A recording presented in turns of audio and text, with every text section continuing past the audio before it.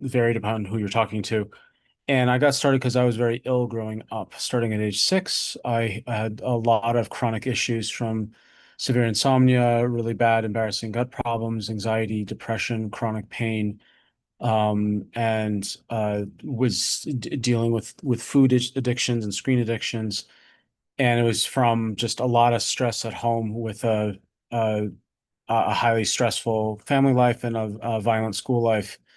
Being the smallest and frailest of the kids, I was an easy target.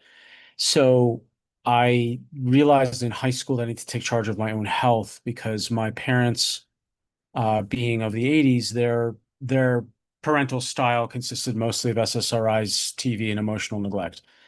And uh, my I found a book on natural medicine that at age 16 that gave me a different window into another possibility, and I also found a mentor. So then I pivoted into holistic medicine, where I was supposed to be the third generation medical doctor in my family. I pivoted quite hard into holistic medicine instead, and um, became a chiropractor, became a functional neurologist was that for 8, 9 years before I switched to 100% virtual.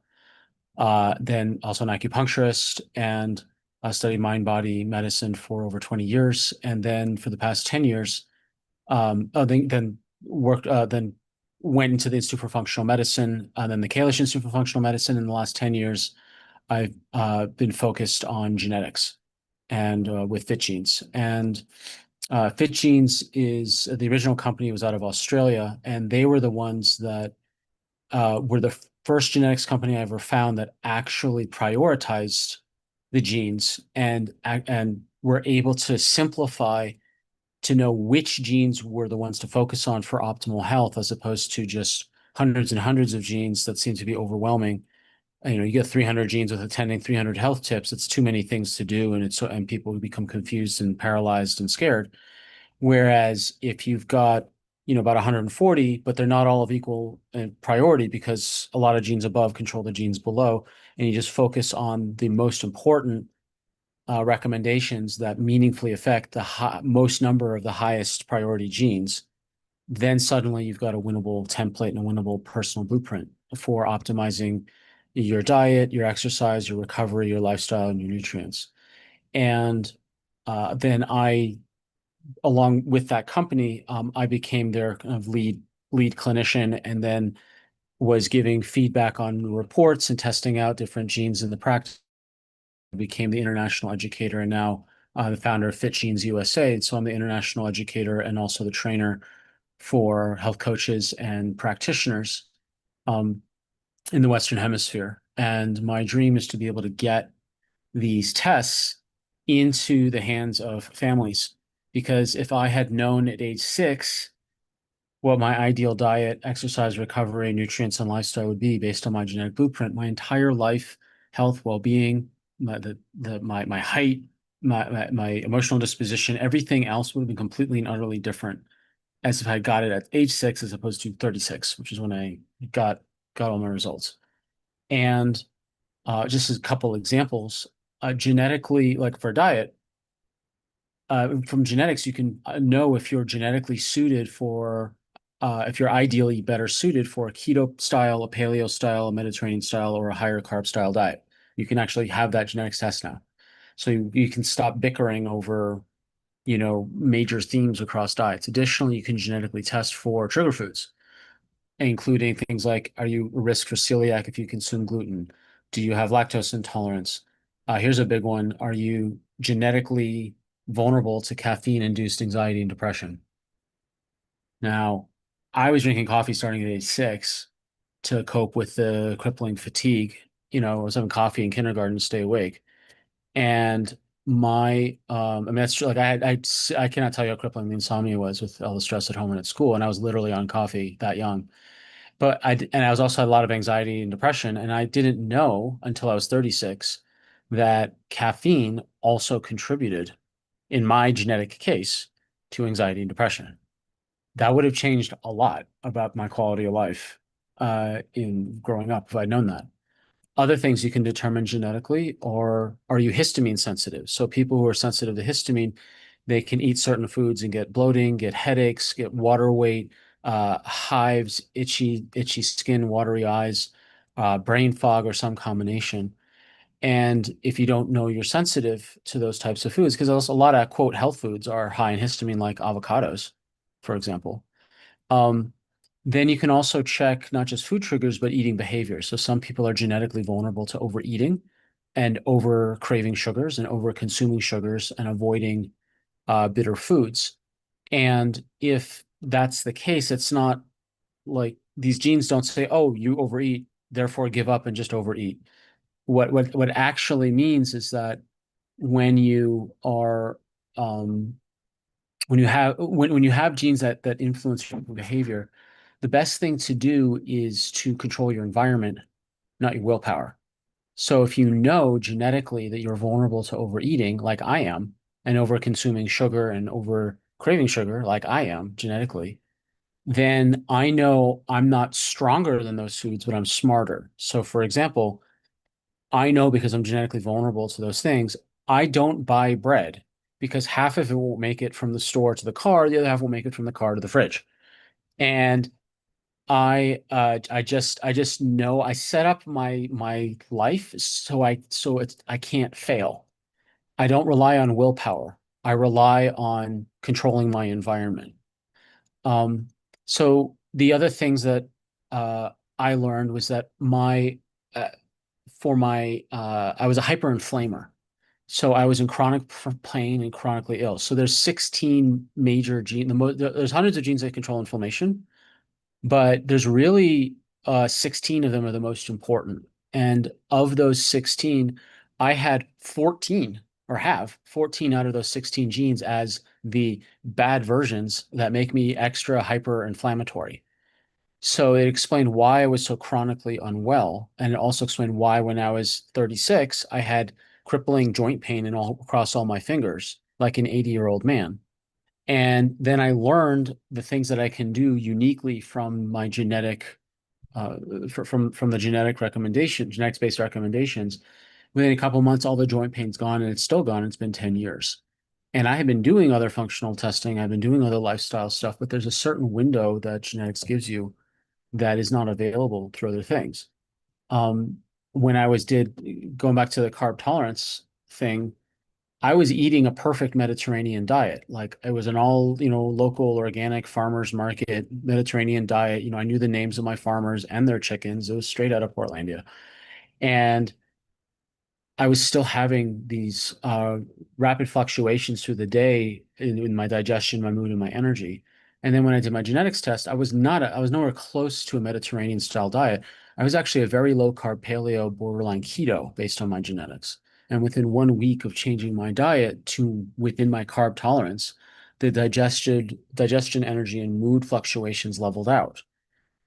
Um, I also learned about exercise, the genetics of exercise. Some people are more sprinters, some people are more long distance, some people are somewhere in between, more close towards the sprinting side of the scale there. But I just recorded I'm releasing the Fit Genes podcast by the end of this month, and I just recorded a whole 45 or so minute podcast just on your muscle fiber type, on are you a fast twitch, slow twitch, intermediate twitch, and then it has strong implications of what type of exercise and what type is best for you and what type of sports are going to be best for you in terms of performance. And then also that I have weakness in my collagen genes and also at risk for hyperinflaming from overexercise. It doesn't mean I shouldn't exercise if my collagen genes are weak or if I'm at risk of overinflaming if I overexercise. It just means that I need to focus as much on recovery as I do the exercise itself.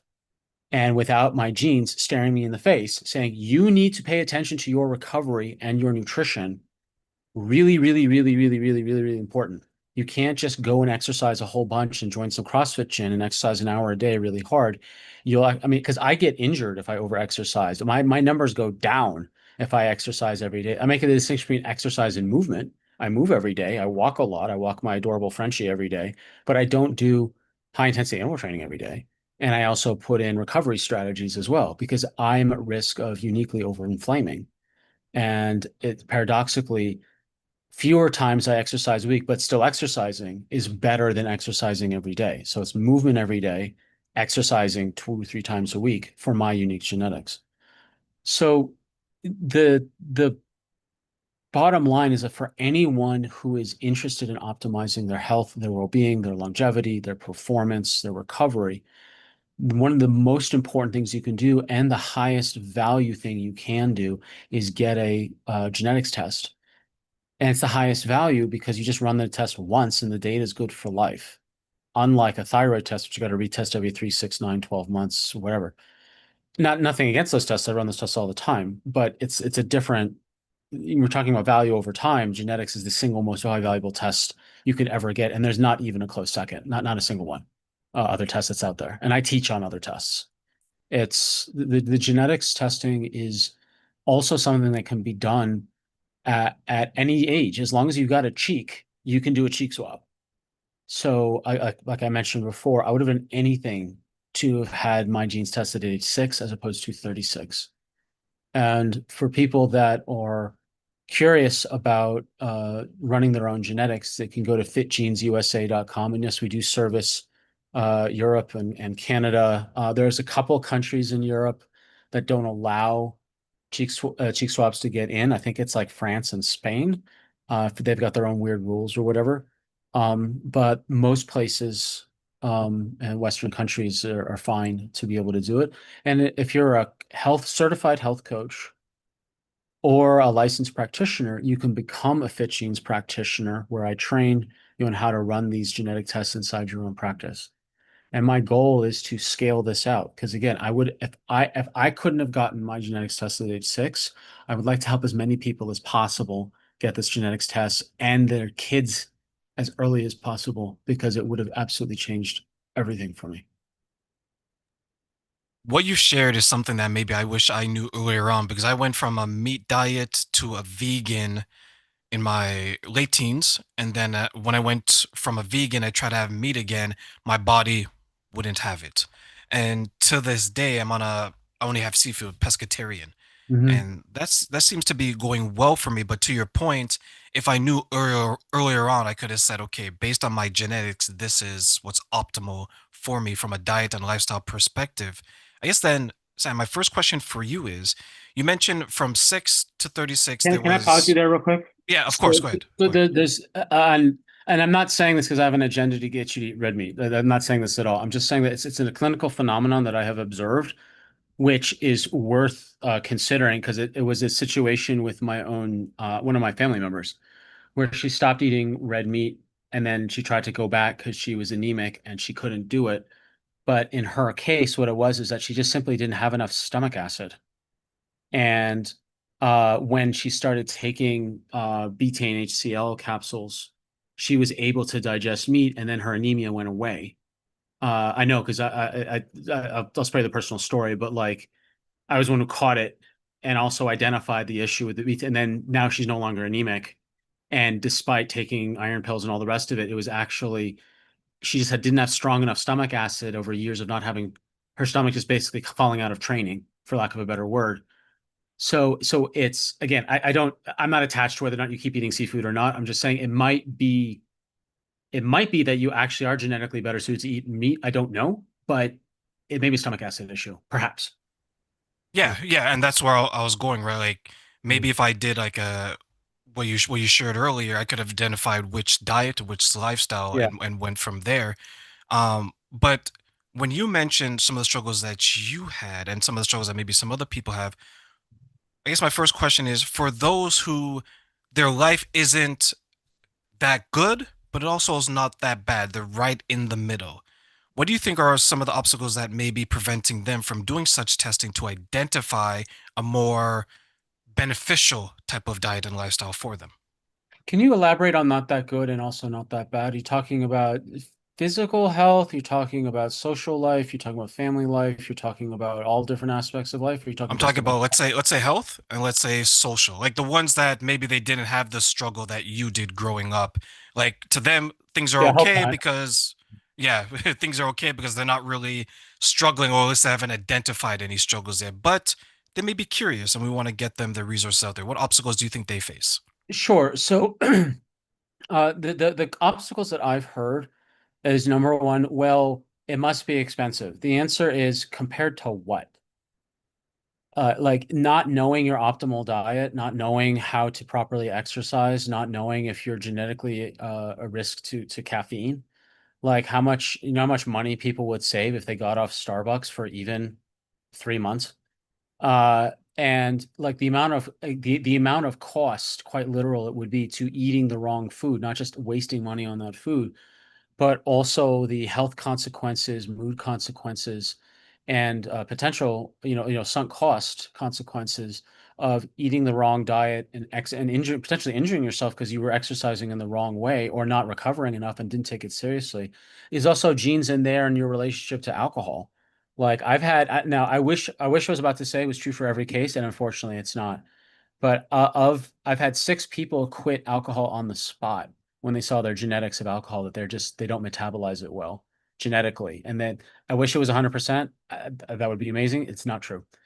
They were just in the right mindset. They just needed one last piece, the finality of it. It's in the genes. Like, okay, well, I guess that's it for me. Do you have any idea how much money they've saved by not having alcohol going forward?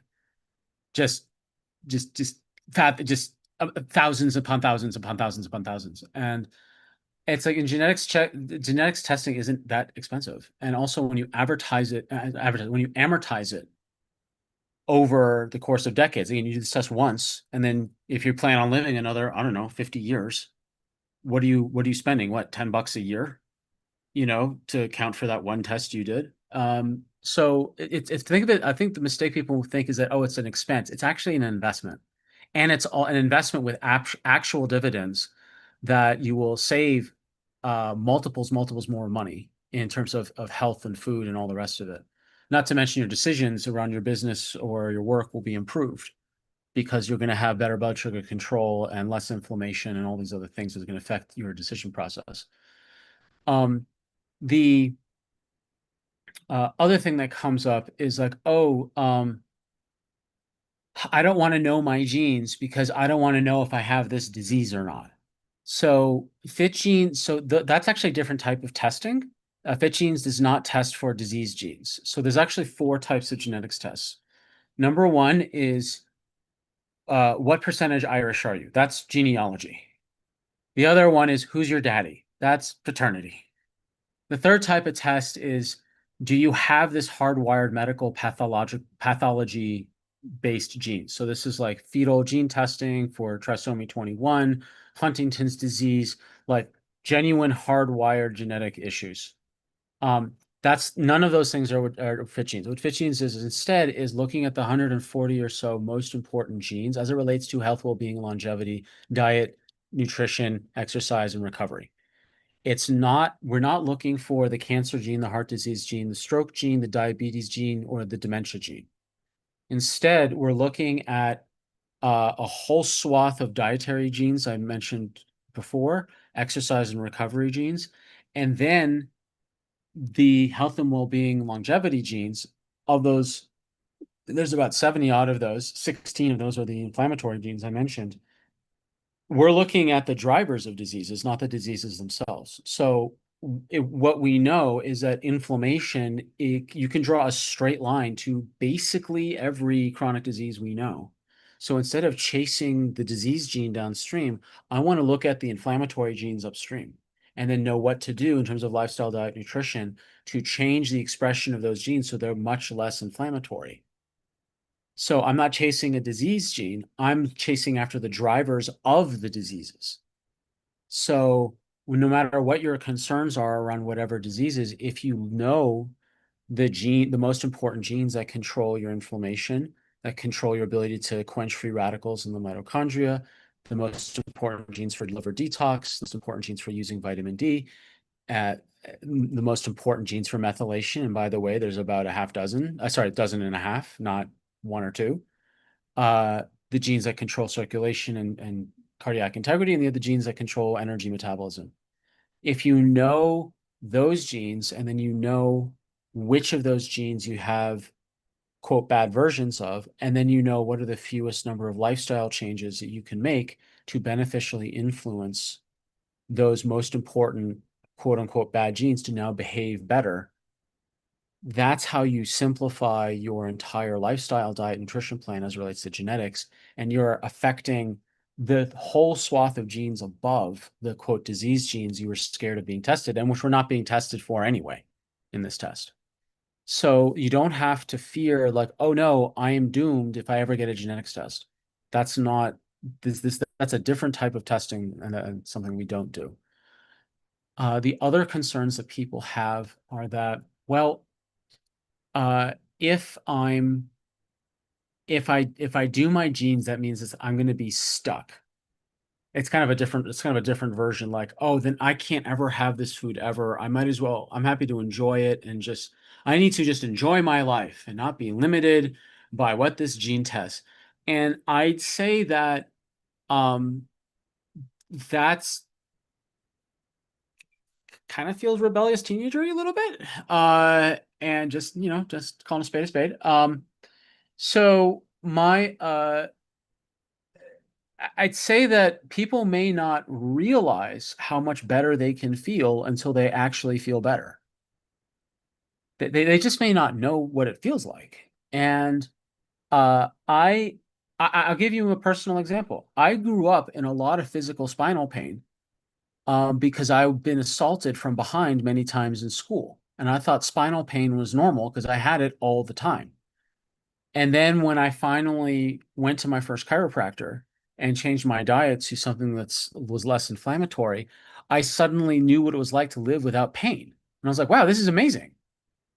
And I just didn't know. I just was like, okay, oh, I didn't even know what it was like on the other side until I was on the other side.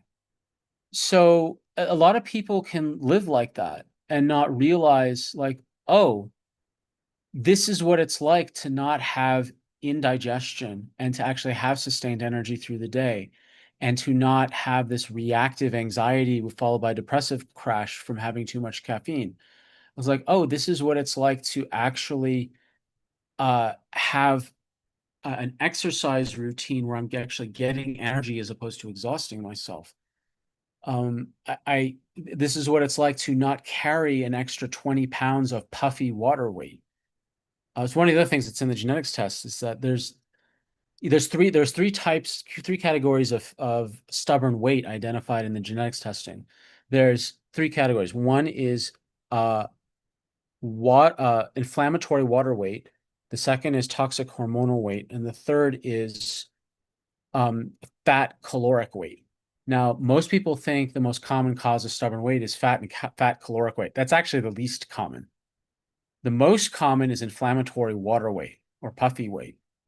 And you see people who I actually gave a lecture at a FitGenes conference once called exercise-induced obesity, which just like doesn't make any sense when you first hear it, exercise-induced obesity. Well, what happened was that I had three case studies, two men and one woman, and they had started over-exercising without telling me, and that they all started to get fatter and lose their muscle definition.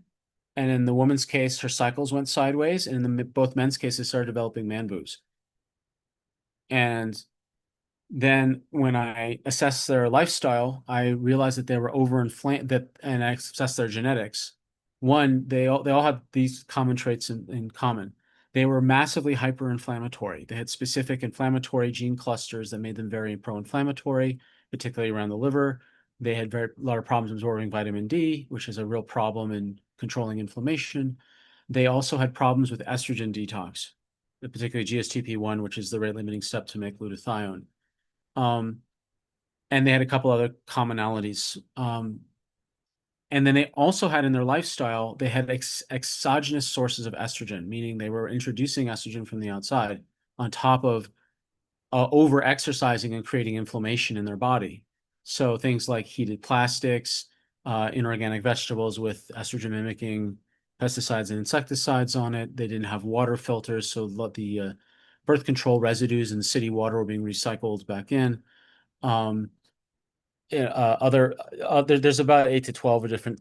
Anyone can look up xenoestrogens, Zeno estrogen, all one word. You can look up sources of xenoestrogens.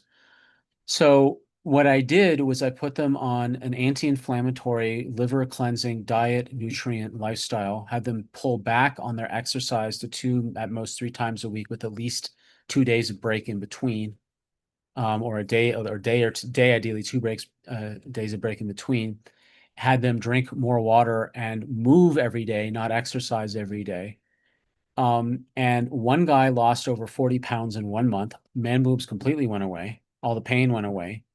Other guy did only half of my recommendation, so it took him 3 months to drop the 40 pounds instead of one. And his man boobs went away as well, and his pain in his joints went away as well. And the a female patient took her a couple months for her cycle to normalize, but her cycle normalized, and she started to see the definition of her muscles again. Because when she started to overexercise, she started putting on all this water weight. And you see this in CrossFit all the time. I can walk into any CrossFit gym in the country, anywhere, at any moment in time, and look around and know exactly who's overexercising and prone to hyperinflammation because they may be strong, but they're not cut. They've got this layer of water weight over them that's hiding their definition. They're overinflamed. Why? Because if you overexercise, you create inflammation, and inflammatory chemicals damage the cells, and the body will retain water in order to dilute the inflammatory chemicals from pinging into your cells and causing damage. So you're retaining water in order to buy time for your liver and kidneys to clear out the inflammation. But if you keep exercising, over exercising, you're just keeping adding more inflammation to the pile. Now, why did the two gentlemen develop man boobs and why did her cycle go off? Very simple. They were so pro-inflammatory, especially in a couple of genes for their liver, for the nerds out there, the CRP genes. But um, when they got overinflamed, their liver got extra inflamed. And the liver, if it's inflamed and also dealing with the body's excess inflammation, it can't detox properly. If you walk into your kitchen and the garbage is full, but your stove is on fire, what's the priority? The stove. That's on fire. Everyone has answered that correctly, no matter what audience I've asked that to in person or in podcasts or rhetorically or whatever. Um, if your liver is inflamed, it is not going to prioritize estrogen detox. So what does that mean? If you're not prioritizing estrogen detox and you're exposing yourself to tons of estrogen from the outside, if you're a man, you're going to now have excess estrogen circulating in your body, and that's going to now deposit fatty tissue on the chest. Man boobs. If you're a female, your cycles are going to go sideways if you can't detox your hormones properly. And that's exactly what happened. So it took her a couple months for the cycles to rebalance, but they rebalanced, and she's got her definition back. And I had some choice words for a CrossFit trainer. Um, but all three of those had a really positive outcome, and they all point to the same pattern that merely if I had told them exercise more, eat less, which is literally what everyone else was telling them, was the exact wrong thing to do. But because we looked at the genetics, we could see, oh, here where your vulnerabilities lie, it's actually inflammatory water weight and toxic hormonal weight combined that led to this unique stubborn weight profile. So for someone like you who gets introduced to that situation, is there a way for those three examples you gave to identify it themselves, or do they need someone like you to help them identify it to make So, the change? so FitGenes is not available to the lay public directly. It's not something you can't just go to the website and order it. We're not a 23andMe, we're not an Ancestry. We only provide these through coaches and practitioners, certified health coaches and licensed practitioners, because we know that people because genetics is for the long term. We want you to get this right. So if you have clinical oversight from the beginning, you will have this right from the word go. And genetics is much more complicated than merely chucking it into some sort of phone app or AI algorithm or LLM model. So it's only available through certified health coaches and practitioners. And if you go to fitgenesusa.com, you can click on find a practitioner, and it can lead you to find where will help connect you to your closest one. And um, the reports that I designed are designed to be very, very, very easy to understand. I wrote them with the lay public in mind. You're not going to be drowning in, tons of RSID numbers or the hexadecimal hieroglyphics of these fancy, obscure sounding genetic shorthands. It's Like, here's the page explaining your relationship to gluten. Here's the science. Here's what to do. Here's the page with your genetic relationship to caffeine. Here's the science. Here's what to do. And it follows that theme. Here's your exercise reality. Here's your sugar consumption reality. Here's your sugar craving reality. Here's your inflammatory reality.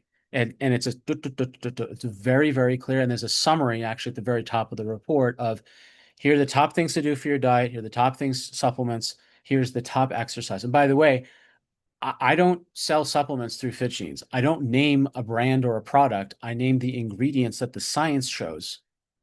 And then it's up to your practitioner and health coach to choose what's the brand, what's the circumstance, etc., for you to work with if you're looking for an additional nutrient support that's genetically based. Because some people, like me, need extra nutrients to support certain pathways that I was born genetically very weak in.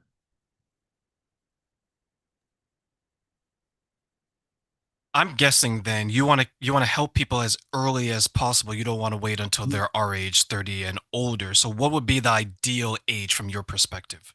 As soon as they have a cheek. Fresh out the wound? I would if well, the reality is that as an infant, it doesn't really because if you're assuming they're on breast milk, there's not really like a lifestyle routine for an infant of to pay like you're not there's no morning checklist for a 1 year old. You know what I'm saying?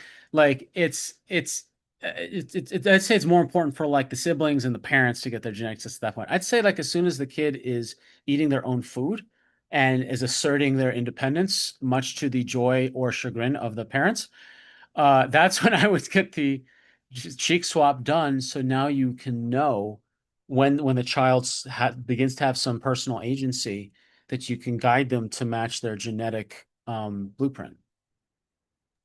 And that's why I asked, right? Because from let's say from day one or minute one to about 18, most children or many children are in the care of their caregiver, mother or father, or a Mhm. combination of whomever, right? So the buy-in would have to come from the parents up until the child or the teenager has agency enough to make their own food choices. So you're thinking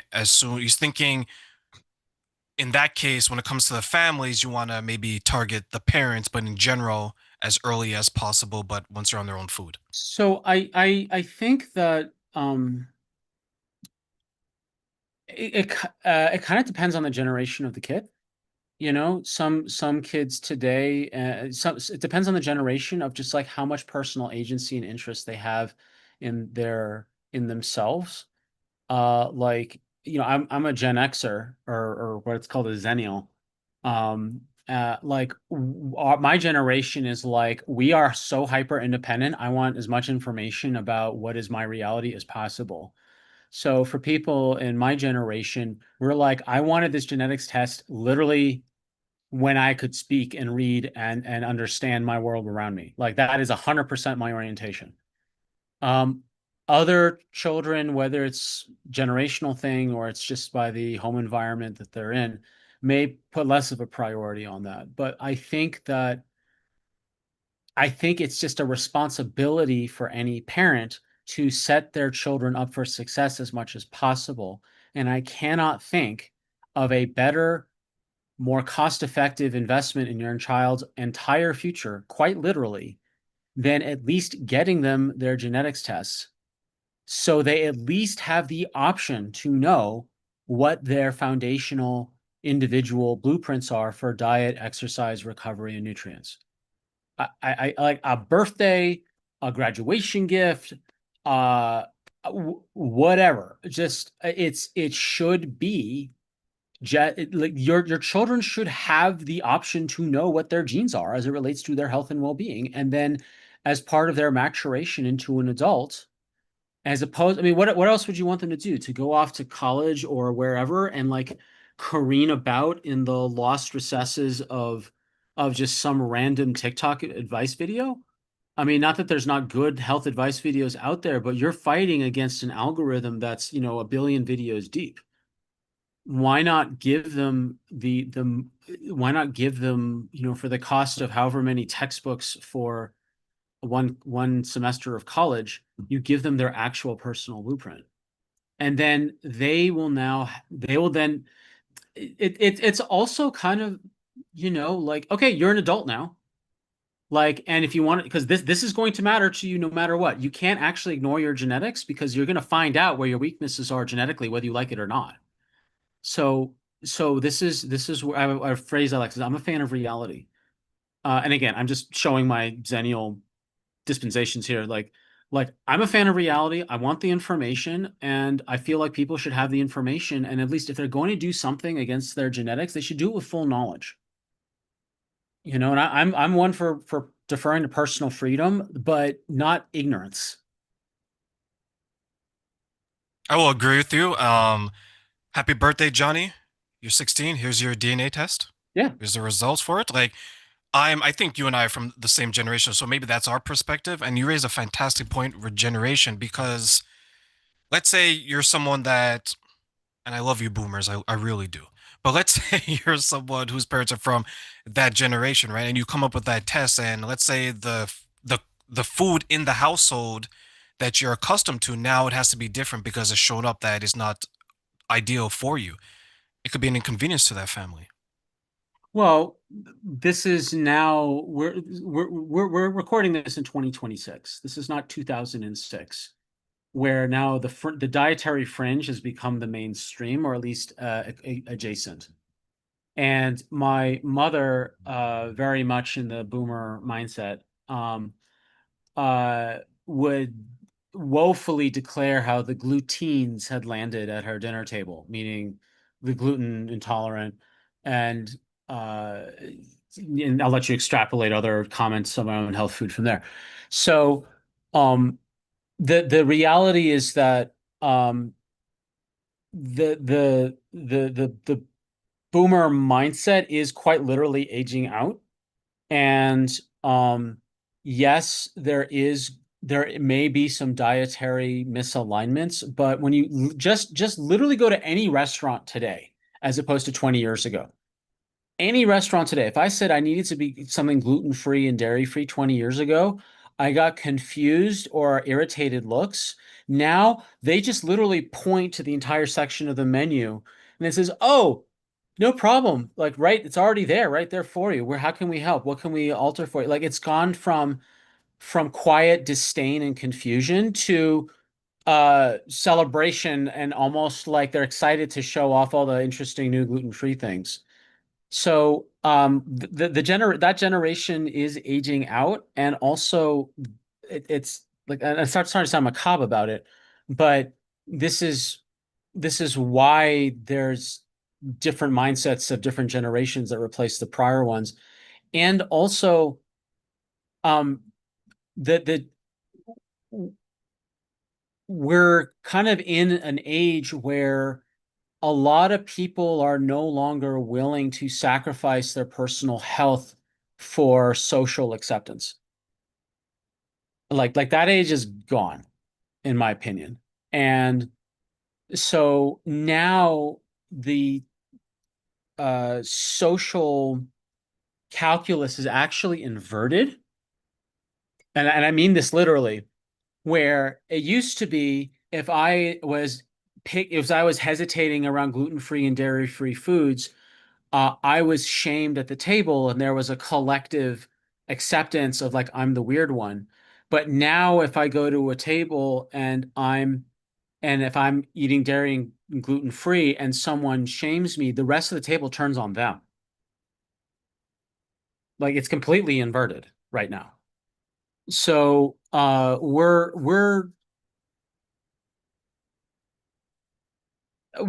aging out, and that's just the reality of it.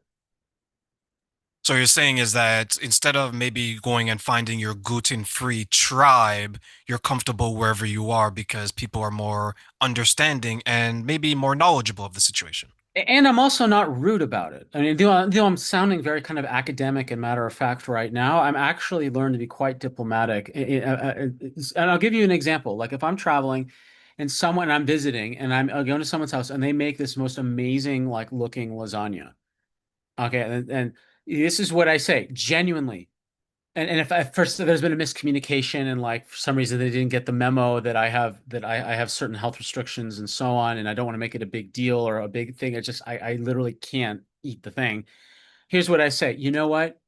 Thank you so much. This looks and smells amazing, and I am so jealous that you're going to be able to enjoy this. But you know what? I'm going to enjoy you enjoying this. And the fact that you made this and offered this to me, I am so touched. And I have a lot of regret that I actually can't physically enjoy this food. But thank you so much. It is very kind of you to have taken the time and the care and the love to put this together. And I hope you enjoy it because now you got to enjoy it for two. You sound like me. Yeah. Yeah. I think that's the best way because you don't want to be well, and I don't think you're that way, but sometimes Oh, I used people to be. paint. I Well, used it to used to be be. that guy. It Oh, used to be that guy. I owe a collective apology to a small army of waiters and waitresses back 20 years ago of how insufferable I was about ordering at the menu. So like yeah, I'm way better now. Why do you think you're that way back then? Because feedback matters. And I learned that I wasn't, my social life has become more important to me than merely my uh, dietary life.